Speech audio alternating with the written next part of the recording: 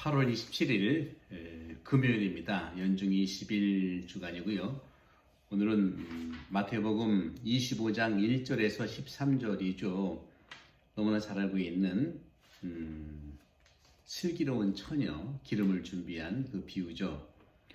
오늘 주님께서는 제자들에게 이런 비유로 말씀하셨죠.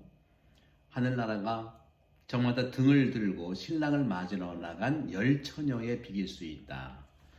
잘 아는 내용이죠. 5처녀는 기름을 잘 준비했고 등불 안에, 또 5처녀는 준비하지 않았어요. 이렇게 슬기로운 처녀들은 등과 함께 기름도 그릇에 담아 가지고 있었다 하는 말씀을 하죠. 바로 이 4절의 내용이죠. 마태복음 25장 4절에서 기름도 그릇에 담아 가지고 있었다. 기름이라는 건 뭘까요? 기름은 불을 밝히는 어떤 주된 원료 아니겠어요? 빛이 나게 하는 거죠.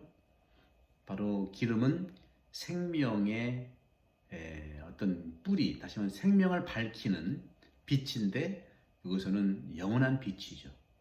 여러분들 지금 제가 이렇게 촬영을 하고 있는 이 제 방도 빛이 없다면 어두워서 안 보이고요. 여러분들 저 뒤에 보세요. 뒤에 지금이 이제 해질 무렵 정도 되는데 구름도 있고 또 해가 좀 약간 비치는 거 볼 수 있지 않겠습니까? 이런 조명들도 이렇게 아름답잖아요. 이것이 이렇게 우리가 한번 생각해 보십시오. 빛이 없는 세상, 여기서는 이제 기름이 없는 등, 똑같은 거죠. 빛이 없는 세상, 기름이 없는 등. 기름이 없다고 한다는 것은 빛을 밝힐 수 없다는 거죠. 빛을 밝힐 수 없다는 것은 어둡다는 거고, 이 어둠이라고 하는 것은 일종의 죽음의 상징입니다. 그리스도교는 늘 말씀드리지만 빛의 종교라고 하지 않았습니까? 부활절도 그렇고요. 부활절도 빛의 예식이 있지 않습니까? 그리고 성탄 대축일 계절도 그리스도의 빛 우리의 광명, 이렇게 빛으로 오신 예수님에 대한 말씀을 하고 있고요. 그래서 이 기름이라고 하는 것은 그런 점에서 은총입니다. 하느님께서 우리에게 주신 은총. 따라서 그 그릇에 기름이 없다는 것은, 그릇은 있지만 은총이 없다는 거예요. 내가 살아가고 있지만 내 안에 어떤 생명력이 없다는 걸 얘기하는 거죠. 그런 점에서 그러면 이런 관점에서 신랑이 늦어지자 처녀들이 다 잠이 들었어요. 졸고 있다가 한밤중에 외치는 소리가 났어요. 신랑이 온다. 신랑을 맞으러 나가라. 이 등불의 기능이 바로 여기서 있는 거죠. 평소에는 신랑이 안 올 때는 그 등 안에 기름이 있는지 없는지 구별이 안 돼요. 그렇죠? 따라서 이 등불이라고 하는 것은 어두울 때만 그 빛의 효과를 가지고 있는데, 그 빛의 효과는 언제 드러나느냐? 어두워질 때라는 거죠. 그럼 언제 어두워지느냐? 저도 지금 저녁 무렵인데 이게 이제 마냥 기다릴 수 없지만 잠시 후에 여러분 이 강론 끝날 때 한 3, 4분 후에 보십시오. 이 배경을 좀 더 어두워질 수도 있을 것 같아요. 그런 거죠. 따라서 이 어둠이라고 하는 것은 좀 전에 말씀드린 대로 죽음과 함께 온다는 의미입니다. 우리 인간 생명은 많은 경우에 어두움을 경험하죠. 안갯길을 걸을 때가 있습니다. 또 생명을 정말 잃어가지고 아플 때도 많이 있죠. 어떤 의미에 지금은 우리가 코로나 팬데믹 이 시기에 그런 어둠의 한 부분을 우리가 체험하는 이 시간이죠. 참으로 그렇기 때문에 지금이 저는 기름을 준비하는 시기이고, 지금 또 기름으로, 하나님의 기름으로 등불을 켤 시간이지 않겠는가 하는 생각을 해봅니다.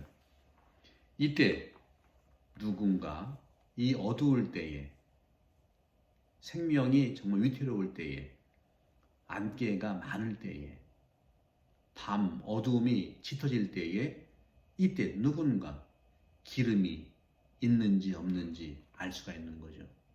이때 은총이 있는지 없는지 알 수가 있는 겁니다. 누가 은총을 가졌는지, 누가 기름을 등불 속에 가지고 있는지 하는 것이죠. 그러면서 어리석은 처녀들은 슬기로운 처녀들에게 우리 등이 꺼져가니 너희 기름을 나누다오 하고 청합니다. 그러니 주님께서는 말씀하십니다. 맨 마지막 절이죠. 그러니 깨어 있어라. 깨어 있는 것이 중요하다. 너희가 그날과 그 시간을 모르기 때문이다.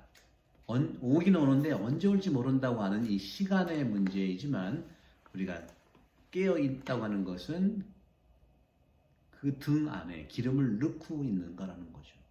따라서 깨어 있으라고 하는 것은 하느님의 생명은 늘 빛으로 다가오는데 바로 그리스도의 빛으로 그리스도께서 빛으로 오시기 때문에 우리가 그 합당한 빛을 준비한다는 것이죠.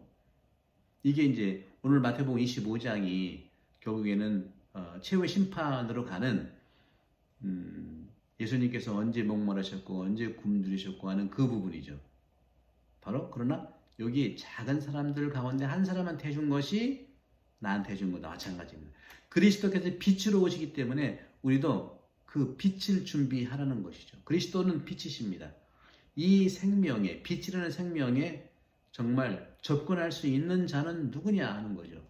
예수 그리스도이기 때문에 그렇다는 거죠. 따라서 기름을 준비한 그 사람, 그에게 바로 그 문이 열린다는 것입니다. 저는 한편으로는 좀 그 기름 준비하지 못한 그 5 처녀한테 좀 나눠주면 안 돼? 그러는 건데 이것은 나눠준다는 것은 이것은 이제 종말 때인데 평소에는 나눠줄 수 있어요. 평소에. 그러니까 결국은 이 대목은 지금은 우리가 나눠주라는 겁니다. 종말이 아니니까. 근데 종말 때는요 나눔의 문제가 아니고 이미 결론의 문제이기 때문에 그렇습니다.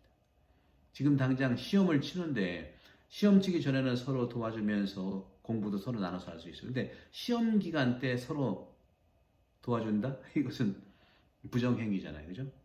단순히 부정행위라는 것이 아니라 그런 점에서 우리는 결정적이 어려울 때 기름을 주면 되지 않겠는가 하는 문제이기 아니라 지금은 나눠주지만 종말 때 결론에 내어진 그 심판 때는 안 된다는 걸 얘기하고 이 다음에 나오는 말이 이제 최후의 심판에 대한 말씀을 나누고 있는 거죠. 벌써 좀 어두워지지 않았어요? 여러분 아까 한번 처음 시작할 때 한번 배경을 보세요. 그때는 좀 환했고 지금 어두워진 것 같아요. 여러분들 축복드립니다. 성부와 성령 하나님 여러분들 강복합니다. 감사합니다.